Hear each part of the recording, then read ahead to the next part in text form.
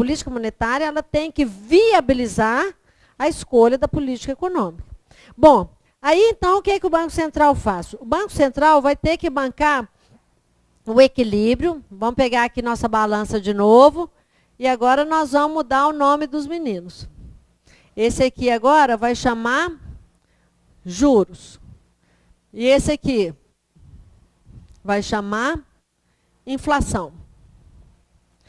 Então, observe o seguinte. Quando os juros vão para cima, o que acontece com a inflação? Vai para baixo.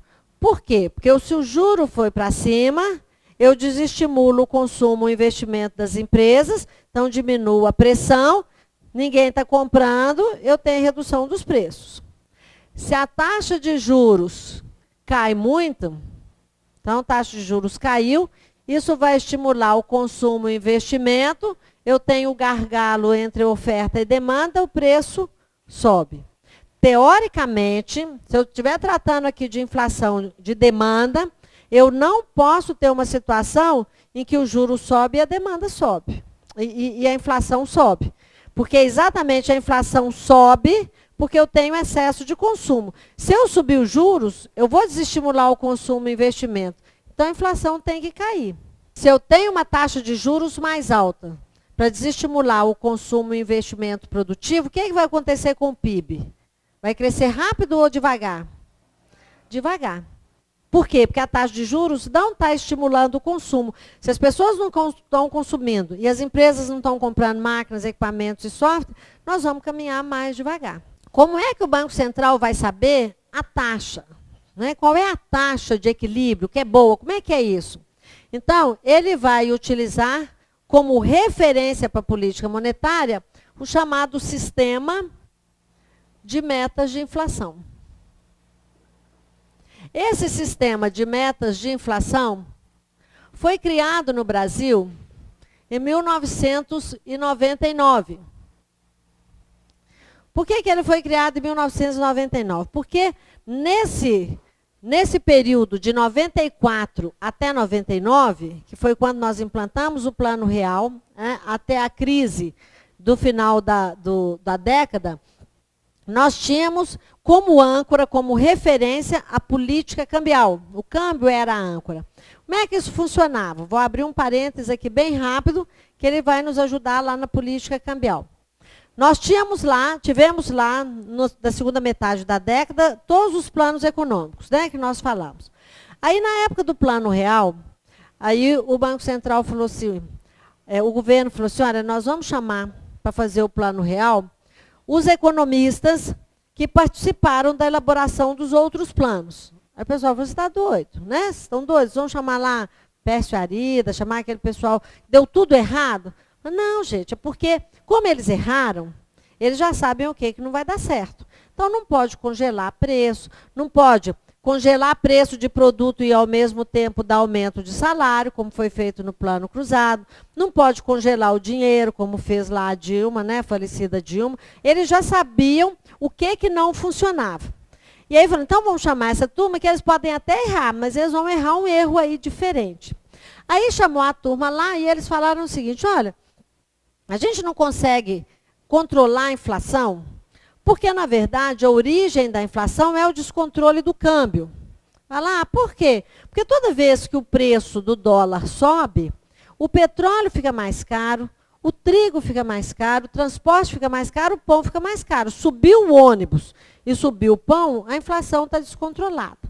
Então, eles falaram assim, já sabemos, então nós vamos fazer o quê? Nós vamos garantir o dólar sob controle. O que o Banco Central fez?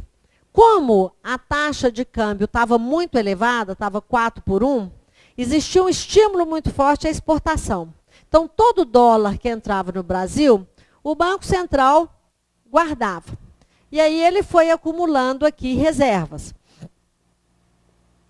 Quando ele acumulou reservas, aí ele falou o seguinte, olha, agora pode implantar o Plano Real.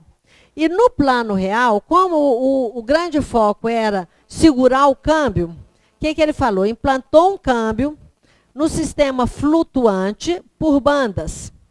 Então, ele falou o seguinte, olha, o dólar pode oscilar aqui entre R$ 1 R$ 1,86.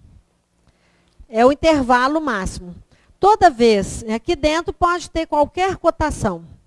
Toda vez que a taxa de câmbio ultrapassava as bandas para cima ou para baixo, o Banco Central entra e intervinha. Por quê? Porque ele tinha muito dólar. Então, se a taxa de juros, se a taxa de câmbio subia, e isso era comum nesse cenário, porque em cenário de instabilidade, os investidores vão buscar um porto seguro, uma moeda forte. Só que se todo mundo fosse comprar o dólar, o que ia acontecer com o preço do dólar? Subir, porque é um produto como outro qualquer. Aí o que o Banco Central fazia? Comprava ou vendia? Se ele aí, olha só, a taxa de câmbio estava aqui 1,50. Significa que tem muito ou pouco dólar? Pouco dólar. Então, aí ele vendia os dólares, aumentava a oferta, e aí o preço caía para as bandas. Aí, o que nós tivemos? Passou ali uns 2 meses do Plano Real, ele definiu, acabou com o sistema de bandas e começou a trabalhar com câmbio fixo, que câmbio fixo em paridade. Aí o dólar passou a custar R$ 1. Tudo bem. Se ele, com isso aqui, e com uma quantidade grande de dólares para sustentar a cotação em R$ 1, ele conseguiu estabilizar a economia, que, na verdade, estabilizou assim, é como se tivesse aqui, pegou uma panela de pressão, colocou aqui todos os problemas estruturais, educação, investimento, infraestrutura, pôs tudo aqui, tampou a panela de pressão e colocou a tampa aqui, que foi o dólar. Então, esse equilíbrio do Plano Real e da economia foi artificial, enquanto o governo conseguiu manter aqui o câmbio valendo R$ 1, um câmbio em paridade. E aí, a taxa de câmbio, o controle do câmbio, foi chamado de âncora cambial, que foi a âncora tanto para o Plano Real quanto para a política monetária. O que é o conceito de âncora? Eu tenho lá um barco, um navio. Se deixar ele solto, ele vai embora. Não é isso? Aí eu jogo uma âncora, não é para sustentar ali o equilíbrio? Tudo bem. O equilíbrio do Plano Real e da política monetária era em função do controle do câmbio, que era a âncora cambial. O grande problema é que a grande maioria desse dinheiro que veio para o Brasil era um recurso volátil. O que é o conceito de volatilidade? Lá na prova de química, no primeiro ano do ensino médio, o que é um elemento químico volátil? Eu sabia que um dia eu ia usar esse termo, né? O que é um elemento químico volátil? Roseli sabe, que ela é boa de química e de matemática. O que é? Um elemento químico que muda de estado, ele passa de líquido para sólido, para gasoso, não é assim? O que é um recurso volátil? Aquele que evapora. Ele amanhece aqui, mas se na China tiver melhor amanhã, ele bate em retirada, não quer nem saber. Então, quando eu falo que um recurso tem alta volatilidade, significa que ele é instável, ele muda de estado. Tudo bem. Observe o que aconteceu no Brasil. Esse dinheiro estava aqui porque aqui oferecia condições adequadas. Só que a partir do Plano Real, em 94, nós tivemos até 99 uma série de crises que tornaram o nosso mercado mais instável e aumentaram o chamado risco Brasil. O que é o risco Brasil? É o risco do país não bancar aqui o dinheiro que está investido. O que nós tivemos? Implantamos o Plano Real em 94. Em 95, nós tivemos a crise do México, que decretou moratória. Aí fala, ai meu Deus, aumentou o risco do país. Se aumenta o risco do país, o que vai acontecer com esse dinheiro? Vai ficar aqui? Vai embora. Como é que eu seguro um dinheiro aqui? Vou aumentar a taxa de juros. Aí aumentou a taxa de juros, o dinheiro ficou. Aí chegamos em 97. 2 crises dos tigres asiáticos. Dinheiro ameaça sair, o Banco Central aumenta a taxa de juros, o dinheiro ficou. Aí, em 98, a crise da Rússia, fortíssima. O dinheiro ameaçou ir embora. O Banco Central dobrou a taxa de juros e o dinheiro bateu em retirada. Foi embora. Aí, nós tivemos isso aí, foi chamado de fly to quality.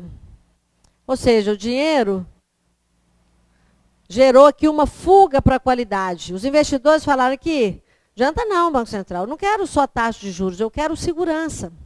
E aí, várias crises, uma atrás da outra, esse dinheiro foi embora, nós esvaziamos aqui as nossas reservas e, portanto, a âncora soltou.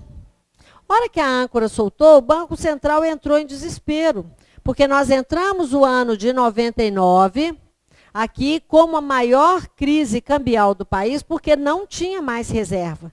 E aí o receio é, se não tem reserva, não segura o câmbio, se não segura o câmbio, nós vamos ter a inflação voltando.